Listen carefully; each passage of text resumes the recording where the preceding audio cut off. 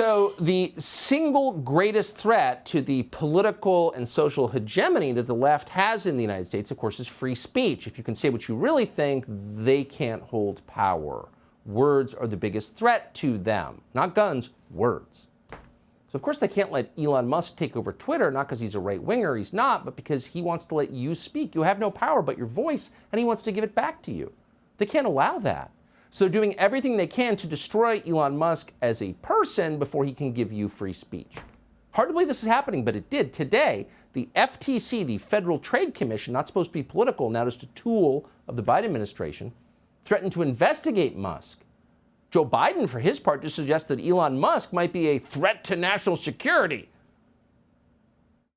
Mr. President, do you think Elon Musk is a threat to U.S. national security, and should the U.S. and with the tools you have investigate his joint acquisition of Twitter with foreign governments, which include the Saudis?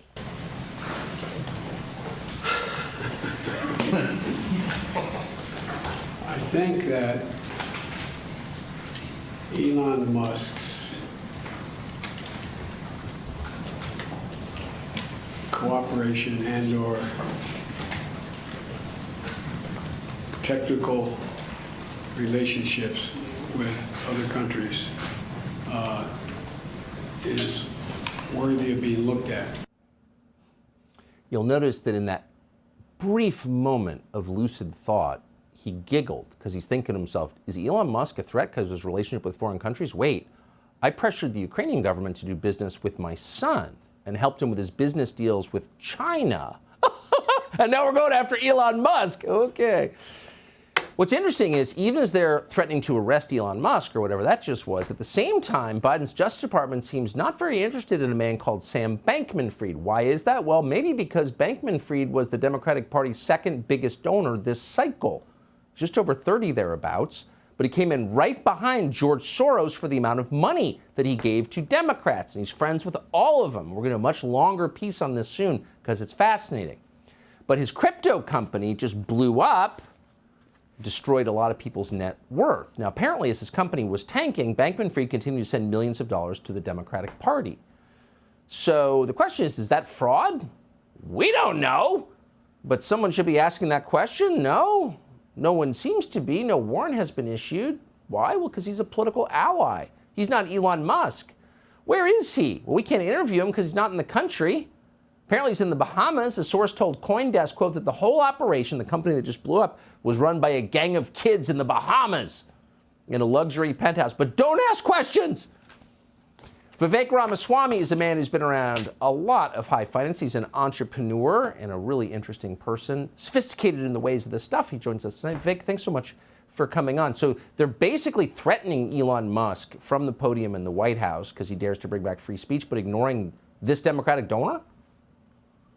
So it's funny, it's this arranged marriage between big government and big business in this country, Tucker. Yes. You know it well. Where actually Elon was a darling, by the way, when he was pushing the climate religion. He only fell out of favor when he started pushing free speech. Now take this guy, Sam Bankman-Fried, who actually goes by SBF in the crypto world, so let's call him SBF. The interesting thing here is he actually bought protection. He played the old Goldman Sachs pre-2008 game.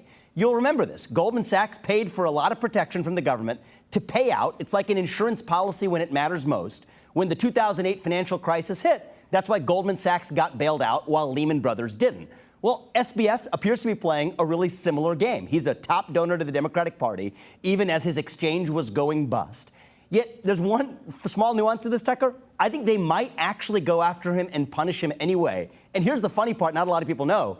He actually had pledged up to $1 billion in donations this cycle and next. So there were actually a lot of Democrats upset with him that he only gave 30 to 40 million. So if they do go after him, it's because he didn't buy the gold-plated insurance policy. He just stopped at the cheap version of the insurance policy instead. And so if he is indicted, or if he does get in trouble, that'll be one of the lessons of the story for future crony capitalists is pay up for full freight or else you're going to get in trouble. Amazing. Just in 10 seconds, since you're old enough to remember, an oligarch pledging to throw $1 billion into a Democratic election. Democrats used to complain about big money, right? Didn't they? That's exactly right. What happened to the Citizens United, corporations are not people, old left, the party that used to be skeptical of the expansion of corporate power, that said corporations shouldn't act like people, now are the ones who want those corporations and corporatocratic autocrats to act more like people. That's a bit of an irony. It's an about-face over the last 10 years.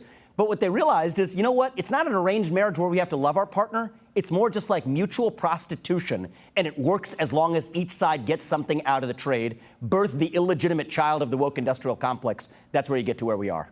Oh, Vivek, they must really hate you because you can explain it so very well. And I appreciate your doing it here. Thank you. Thank you. Subscribe to the Fox News YouTube channel to catch our nightly opens, stories that are changing the world and changing your life. From Tucker Carlson Tonight.